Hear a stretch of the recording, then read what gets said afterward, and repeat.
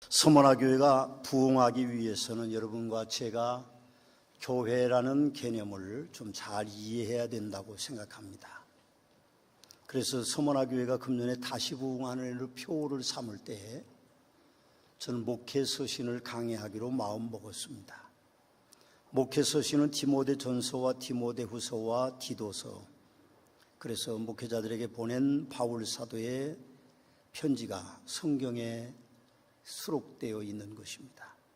52주 동안, 아니죠, 정확하게 말하면 50주 동안 저는 디모데 전후서 디도서를 설교할 것입니다.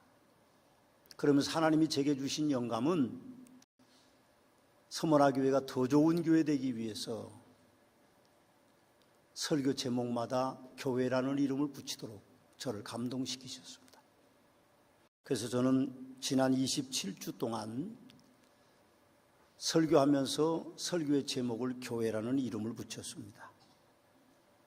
제가 쭉 한 말씀을 드려보겠습니다. 하나님의 소원을 이루는 교회, 예수님의 명령을 따르는 교회, 바르게 가르치는 교회, 간정이 넘치는 교회, 선한 싸움을 하는 교회, 기도하는 교회, 예수님을 전하는 교회, 정체성을 세우는 교회, 감독을 세우는 교회, 1편, 2편, 하나님의 교회, 세상을 이기는 교회, 좋은 일꾼이 있는 교회, 1편, 2편, 질서 있는 교회, 일꾼을 세우는 교회, 바른 사회를 이끄는 교회, 다른 교훈을 멸하는 교회, 자족하는 교회, 하나님의 사랑이 많은 교회, 부자가 많은 교회, 일꾼이 이끄는 교회, 은혜와 긍휼과 평강이 있는 교회, 가족이 행복한 교회, 복음으로 고난받는 교회, 예수 은혜로 세우는 교회, 지난 주일에는 섬기는 교회라는 제목으로 설교했습니다.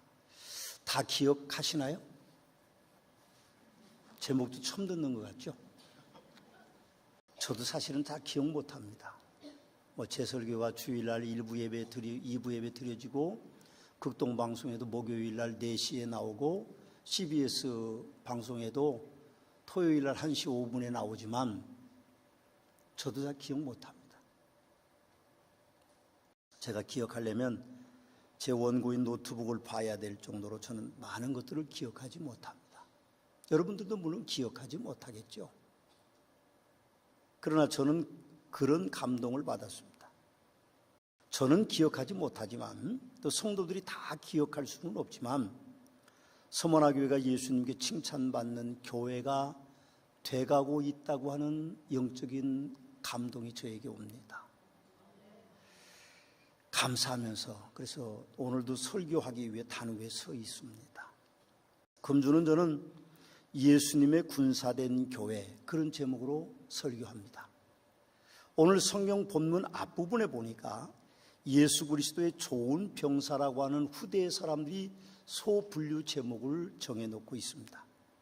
교회는, 다르게 말하면 성도는 예수님의 군사입니다. 군사란 싸움을 위해서 징집되고 훈련을 거친 싸움을 위해서 준비된 무리들을 말하는 것입니다. 군사가 싸움에 지면 군사들이 죽고 결국 나라도 망하는 겁니다. 교회는 예수님을 대적하고 회방하는 사단과 그 무리들과의 싸워야 됩니다. 만일 그 무리들에게 우리가 치면 우리도 영적으로 침체당될 것이고 교회도 그들에게 치면 부흥되지 못할 것입니다. 예수님의 군사된 교회는 그래서 강해야 된다고 바울 사도는 우리에게 말씀하고 있습니다. 1절에 보니까 내 아들아 그러므로 너는 그리스도 예수 안에 있는 은혜 가운데서 강하고, 그렇게 말씀합니다. 3절에 보니까 너는 그리스도 예수의 좋은 병사로 나와 함께 고난을 받으라. 그리스도의 좋은 군사, 그리고 그리스도의 예수의 은혜 가운데 강해야 된다고 우리에게 바울 사도는 그렇게 말씀하고 계십니다. 바울 사도가 군사라는 말을 사용했을 때는 로마의 군병들을 떠올렸을 겁니다. 당대 로마의 군병들은요, 세계 최고의 군대였습니다. 어느 나라든지 로마 군대가 들어가는 곳은 다 점령당했습니다. 어느 민족 대항할 수 없었습니다. 그래서 전 유럽이 로마에게 점령을 당했고 소아시아인 중동 지역까지 북아프리카 지역까지 그렇게 다 로마가 점령했습니다. 로마가 그렇게 점령할 수 있었던 것은 바로 로마의 군사들 때문이었습니다. 후에 우리는 그 제국을 팍스 로마 제국이라고, 강대한 로마 제국이라고 그렇게 부릅니다. 그만큼 로마의 군대는 강했는데 바울 사도는 원래 로마의 시민권을 가지고 있는 다소에서 성장한 사람이기 때문에 로마 군대가 얼마나 무섭다는 것을 알고 있고 얼마나 강하다는 것을 알고 있었기 때문에 그리스도인들을 가리켜서 그리스도의 군사라고 그렇게 부르고 있는 것입니다. 그럼 제주도에 난민 신청한 500명의 젊은이들이 있습니다. 저는 난민이 신청하면 피플보트를 타고 애도 오고 여인도 오고 그랬을 텐데, 이상하게 이번에 들어온 예멘의 이제 난민들은요, 젊은이들만 500명이 몽땅 들어왔습니다. 요즘 우리가 월드컵을 보죠. 어제 제가 설교 준비하면서 월드컵을 봤어요. 스웨덴하고 어느 나라가 있죠? 스웨덴하고 잉글랜드. 근데 체력이 어떻던가요? 현대 축구는 기술이 아닌 것 같아요. 스타들은 다 스타들이 있는 팀들은 떨어져 나갔습니다. 여러분, 독일과 또 이탈리아와 브라질이 없이 4강 한 것은 금년이 이번에 처음이랍니다. 월드컵 역사상. 기술 축구하는 팀들은 다 떨어져 나갔습니다. 난민 한 팀도 없습니다. 다 떨어져 나갔습니다. 지금은 체력이 좋아야 돼요.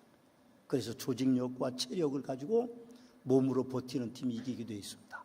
독일도 우리가 몸으로 버티니까 세계 최강국 독일을 떨어뜨리지 않았습니까? 16강 안 올라갔어도 독일을 이긴 걸로 우리가 행복하고 만족합니다. 더 이상 요구 조건도 없습니다. 앞으로 우리가 16강에도 그렇게 하면 4강, 어쩌면 결승전에도 우리가 다음 월드컵 때는 볼 수 있을런지 몰라요.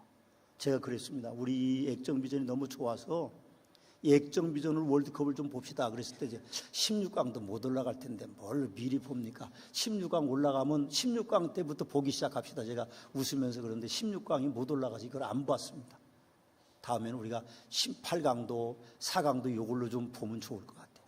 그럼 북도 치고 빈자리 없이 꽉 차고 먹을 것도 갖다 놓고 우리가 그렇게 동네 사람들을 섬기는 그런 모임들이 되면 좋겠습니다. 우리가 월드컵을 보면요, 유럽 팀들은 얼마나 체격 조건이 좋은지 몰라요. 강하잖아요. 여러분, 그 강한 사람들이 제주도에 500명 건장한 젊은이들이 왔다고 상상해 보십시오. 그럼 그들이 3, 4, 5 몰려다니면 제주도 사람들은 아마 굉장히 소름 끼칠 거예요. 저렇게 체격 조건이 좋고 털도 막 덥숙하게 난 사람들이, 그렇게 허연 사람들이 돌아다니면 얼마나 두렵겠어요. 제주도 사람들이 피켓을 들고 난민 받아주면 안 된다 그렇게 이야기하고, 또 다른 사람들은 그 사람들이 괜히 들어왔겠냐, 우리의 일터를 뺏으려고 왔다 그렇게 이야기하고, 또 교회에서 일부는 모슬렘교들이 확산되는 것을 막아야 된다고 반대하고 있습니다. 사실 우리나라에 지금 모슬렘교도들로 들어와 있는 귀화도 하고 결혼도 하고 직장을 잡아서 온 사람들이 15만 명이 넘습니다. 엄청나게 많은 숫자죠. 그래서 서울에는 모슬렘 사원이 세워졌습니다. 지역마다 아마 보이지 않게 모슬렘인들이 모여서 예배하는 곳이 생겼을 거고, 그 사람들은 하루에 3번씩 돗자리를 깔고 그렇게 엎드렸다 일어났다 하는 것을 반복하고 궁둥이를 하늘로 쳐들고 그렇게 예배하는데, 사실 그 사람들이 우리나라를 점령하면 우리는 두려울 수밖에 없습니다. 그러나 교회는 강해야 됩니다. 모슬렘들이 15만 명 이상 들어왔어도 우리 교회는요, 오히려 강해야 됩니다. 저는 그런 생각을 갖습니다.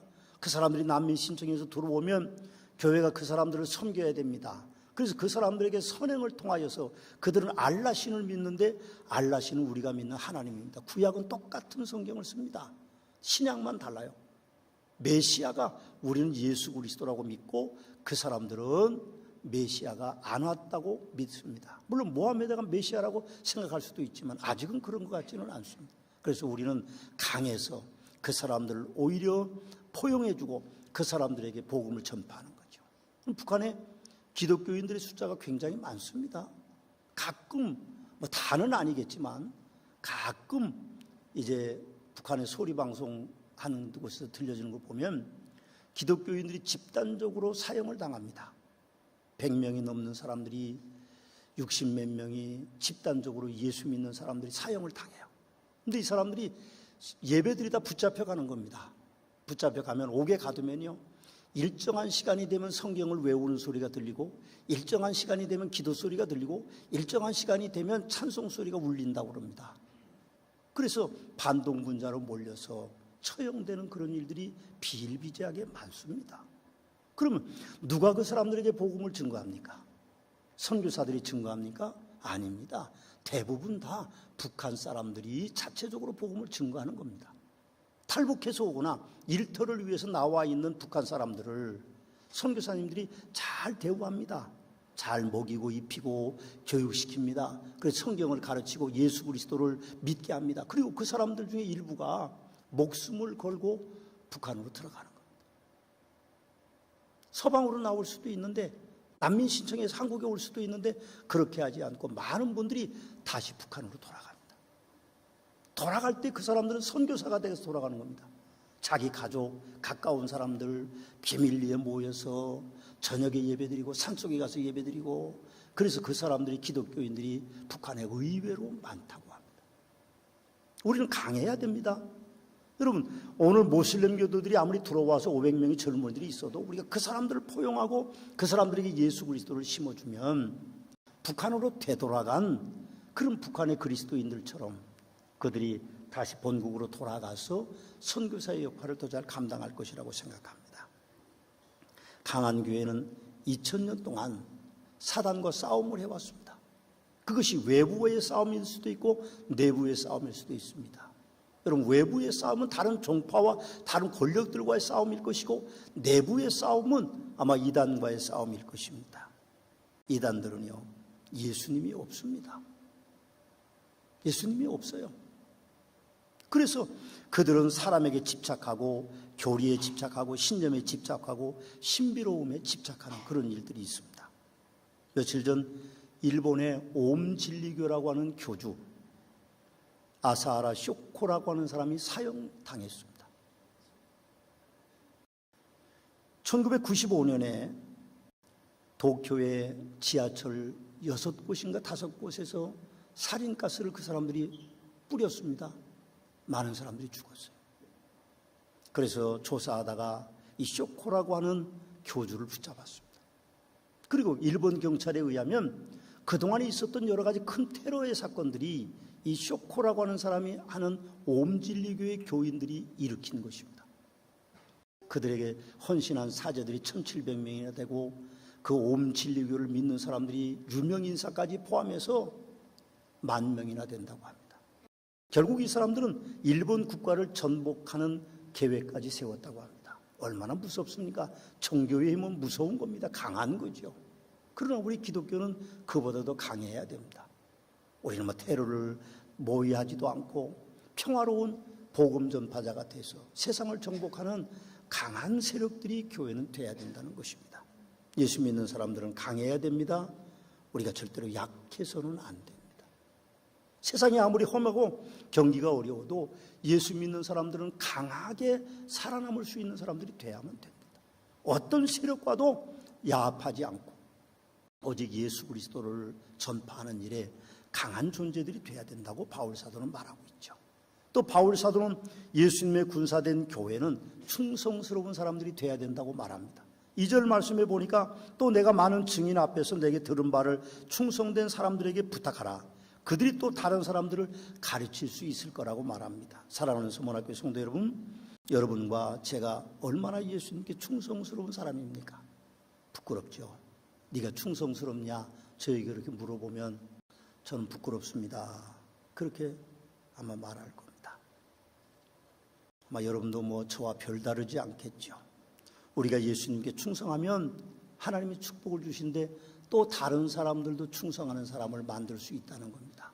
그 다른 사람 가운데 저는 가장 중요한 사람들이 우리의 자녀들이라고 생각합니다. 우리가 그리스도께 충성하면 우리의 자녀들도 그리스도께 충성하는 하나님의 귀한 자녀들이 될 것이라고 생각합니다.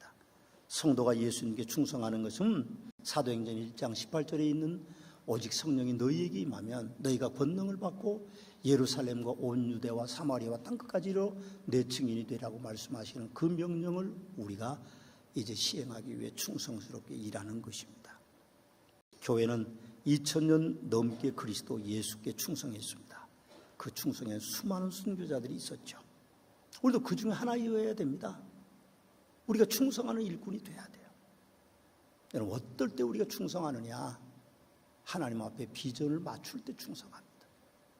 우리 교회가요, 비전이 있습니다. 여러분들 오른쪽에, 제 왼쪽에 보시면 3,000명을 예수님께 인도하고 성도대로 가르치고 행복하게 된 우리가 섬긴다고 하는 그런 전도와 교육과 봉사가 우리 교회의 비전입니다.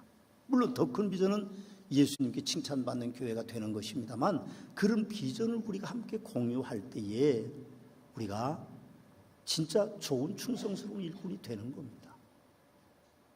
또 예수님의 군사된 교회는 고난을 받아야 된다고 바울 사도는 우리에게 말합니다. 3절에 보니까 너는 그리스도 예수의 좋은 병사로 나와 함께 고난을 받으라, 그렇게 말씀합니다. 좋은 군사가 되기 위해서는 훈련을 마다하지 말아야 됩니다. 훈련을 통과하는 것은 고난을 감수하는 것입니다. 좋은 병사는 일당백이어야 합니다.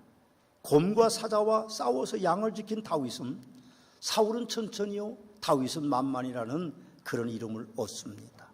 그렇습니다. 훈련받는 것이 중요한 것이죠. 우리는 그 고난을 달갑게 여겨야 됩니다. 예수 믿는 거는요, 고난의 각오 없이는 잘 믿을 수 없습니다. 예수 믿는 게 쉬운 게 아니에요. 그냥 주일날만 성경책 드시고, 요즘 성경책 또 안 들고 오시대요.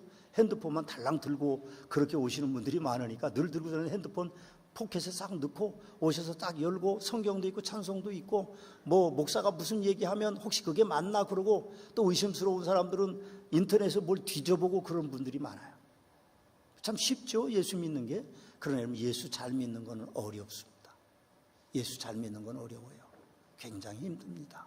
고난을 감수하지 않으면 진짜 좋은 교인 될 수 없어요. 예수 믿는 게 참 힘들어요. 순서가 돌아오면 밥당번도 해야 되고, 남자들도 밥당번 하죠. 근데 그거 안 하고 싶죠. 누가 하고 싶겠어요? 하고 싶은 사람은 없습니다. 청소 당번, 이 더운데 와가지고, 물론 에어컨 들고 하겠지만 그냥 두세 사람이 와가지고 청소하기 쉬운 게 아니에요. 어렵죠. 굉장히 힘듭니다. 굉장히 어려워요. 힘이 들어요. 신앙생활 잘하기 어려워요. 뭘 좀 하십시오. 아니, 난 그거 안 합니다. 너무 힘듭니다. 시간도 없고 어렵고 재능도 없고 뭐 내가 또 그만한 믿음도 없고. 그래서 고난을 우리가 싫어합니다. 그러나 고난을 두려워해서는요, 우리가 영광을 얻을 수 없다는 걸 기억해야 됩니다. 21세기 한국 교회는 헌신이 사라지는 시대라고 말합니다. 서머나교회도 마찬가지 현상들이 일어나고 있습니다. 전에는 성도들이 주일 성소를 거의 100% 했습니다. 지금은 몇 프로 하는지 뭐 계산을 안 해봤지만 아주 적습니다. 그리고 예배 생활 잘합니다. 낮 예배나 저녁 예배나 차이가 없어요. 저녁에 모이기 힘들어서 오후 2시에 모여놔도 여러분 몇 프로나 오전 예배하고 오후 예배 차이가 나는지 아십니까? 오후 2시 예배는요, 오전 예배 5분의 1도 채 안 모입니다. 통계를 보면. 나 편한 거예요. 제일 좋습니다. 고난을 싫어하는 겁니다. 오후 예배까지 올 필요가 뭐 있냐? 오전 예배만 가면 된다고 생각하는 교인들이 5분의 3입니다. 수요일 예배는 더 적습니다. 심야기도회는 더 적어요. 그러면 이 고난을 싫어하는 교인들이 자꾸 많아질 때에 교회는 비전이 없습니다. 그럼 여러분들이 고난의 짐을 질 수 있어야 됩니다. 그래야 하나님의 영광이 여러분들에게 온다고 하는 사실을 우리는 기억해야 될 것입니다.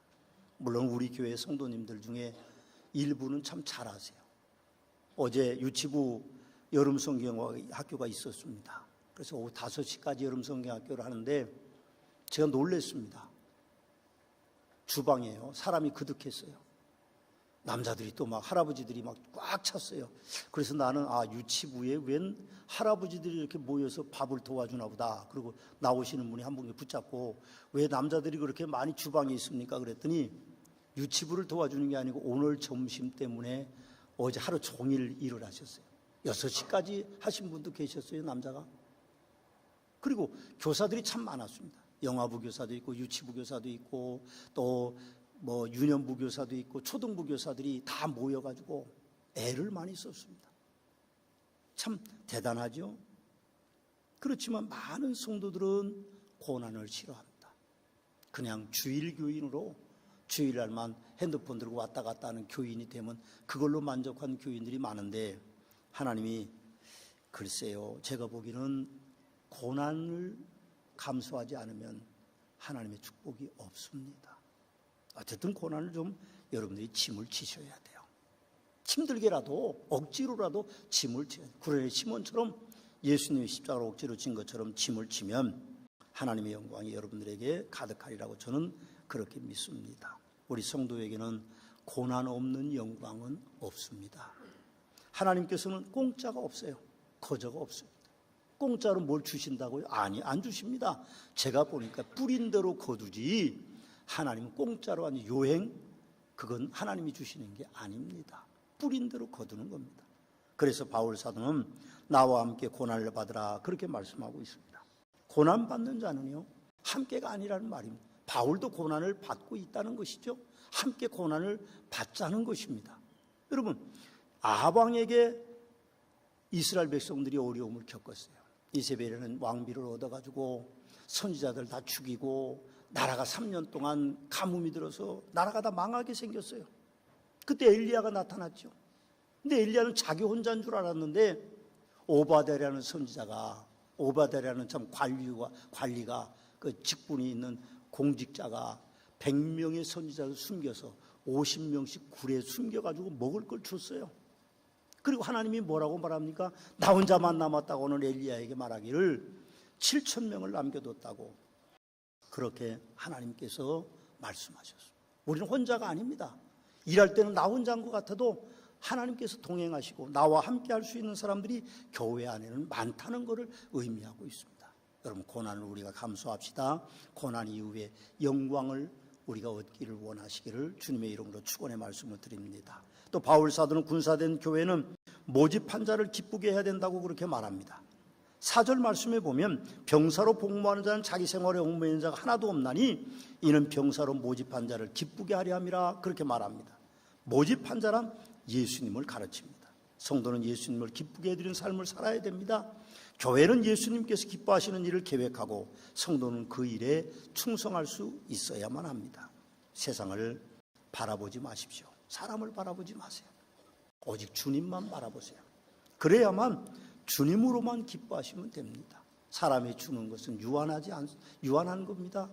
여러분, 세상이 주는 것은 유한한 겁니다. 그러나 하나님이 주시는 것은 영생하는 삶이고 천국에서도 우리가 상급이 되기 때문에 사람을 바라보지 마시고 하나님, 우리를 모집한 주님을 기쁘게 해드리는 복된 성도들이 되시길 주님의 이름으로 축원합니다. 또 바울 사도는 군사된 교회는 법대로 행해야 된다고 말합니다.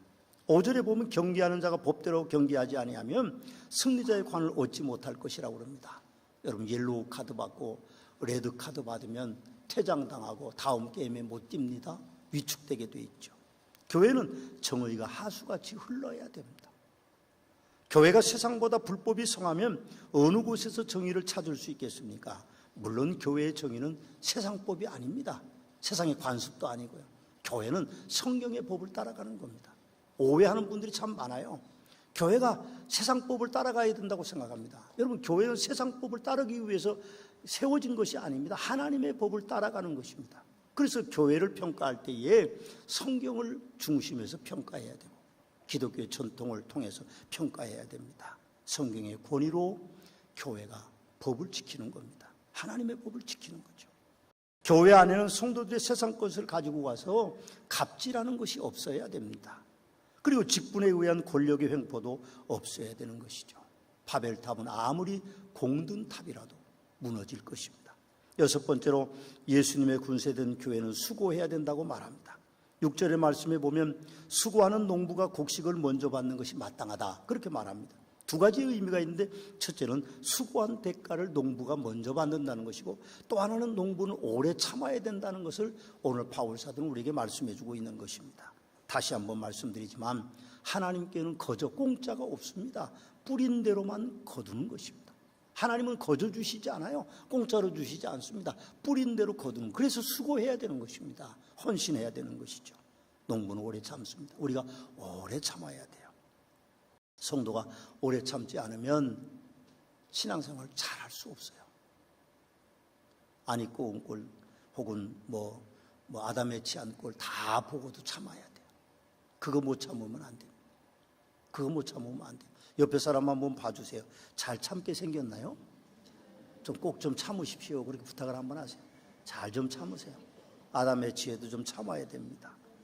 여러분, 오늘 지금이 아니고 내일과 미래입니다. 우리. 그래서 오늘 우리가 참아야 되는 겁니다. 교회 안에서 참 안타까운 일은 오래 참지 못하는 성도들이 참 많다는 데 있어요. 그래서 시험 드는 분들이 많습니다. 그래서 열심히 최고로 헌신하고도 불만과 불평 가득한 성도들이 많아요. 상급은 하나님께 주시는 것입니다. 반드시 주실 것입니다. 가끔은 목사가 뭘 봐주기를 원하는 분들이 계세요. 어제 유치부 여름성경학교 마치고 제가 주방 쪽에를 가는데 어떤 젊은 권사님이 한 분이 깔판을 막 닦고 계세요. 그게 쉽지 않아요. 혼자 불 켜놓고 여러 장의 깔판을 여러 개 갖다 쌓아놓고 비누칠해서 솔로 막 문지르고 여름성경학교 땀 쓴 그걸 다 이제 깨끗하게 하나 봐요. 그래서 제가 들어가면서 보고 모르는 척하고 나왔어요. 제가 못 봤을까요? 봤을까요? 봤죠? 저도 보는데 하나님이 왜 안 보실까요? 저는 그런 생각합니다. 사람에게 인정받으려고 하지 말고 목사에게 인정받으려고 하지 말고 남이 알아주는 거 신경 쓰지 마세요. 하나님은 우리보다 저보다 더 잘 보고 계시는 분이십니다. 그분이 다 갚아주실 것입니다. 마지막으로 예수님의 군사된 교회는 총명해야 된다. 바울 사도는 말합니다. 저는 이게 참 마음에 듭니다. 7절 같이 한번 읽어보실까요? 7절입니다. 같이 한번 읽어보시겠습니다. 내가 말한 것을 생각해보라. 주께서 범사에 내게 총명을 주시라. 일꾼은요, 총명해야 됩니다. 지혜로워야 돼요. 열심히 일하고 팽당하면 무슨 소용이 있고 열심히 일하고 칭찬받지 못하면 무슨 소용이 있습니까? 총명해야 돼요. 지혜로워야 돼요. 진짜 지혜로워야 됩니다. 일꾼은. 그게 참 대단하죠. 여러분, 낄낄 빠빠 꼭 기억하죠. 낄 때 끼고 빠질 때 빠지는 거예요. 낄 때는 적극적으로 끼고 빠질 때는 확 빠져야 됩니다. 낄낄 빠빠 잘 하셔야 됩니다. 그래야 좋은 일꾼이 될 수 있습니다. 여러분, 총명하지 않고는, 지혜롭지 않고는 좋은 일꾼이 될 수가 없죠. 성도가 총명하게 지혜롭지 못하면 교회는 하나님의 일을 도모할 수가 없습니다. 지혜로우셔야 됩니다. 지혜로우십시오. 총명하십시오. 그래서 좋은 일꾼이 되십시오. 성도는 총명해야 해같이 빛날 것입니다. 기도하시겠습니다. 이제는 우리 주 예수 그리스도의 은혜와 아버지 하나님의 극진하신 사랑하심과 성령님의 감화, 감동, 역사하심의 축복이 오늘 예배드리는, 그래서 좋은 일꾼, 그리스도의 일꾼 되기 원하는 성도들 위해 승리와 축복의 하나님으로 함께 계시옵기를 축원하옵나이다. 아멘.